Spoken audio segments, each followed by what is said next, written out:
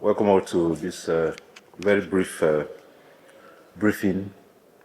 As you are aware, we just concluded the State Executive Council meeting presided over by His Excellency Sir Siminalayi Fubara, GSSRS, the Governor of Rivers State. And several issues were looked at, but more prominent among it was that the Rivers Executive Council has approved the employment of 5,000 persons into the Rivers State government service. This was a major outcome of our deliberation. The move is designed to strengthen service delivery in the state, particularly in the education sector.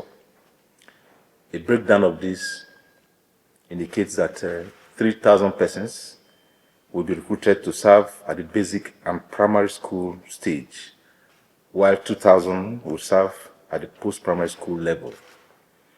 This brings the number. You know, government had over time been employing, but like we always say, this administration is not about making so much noise about what they are doing, because these are services that the old Rivers people. This 5,000 brings the number to about 9,500 persons that the administration of our governor has engaged. Recall that 1,005 had earlier been recruited into the National Sajuro University, 2,000 for medical services, 1,000 for universal basic education. Let us say that it should be noted that the process for the employment of this approved 5,000 persons will be well guided to ensure that only qualified persons are recruited. That's the outcome of our meeting today. We'll just take one or two questions if there's any clarification you want to.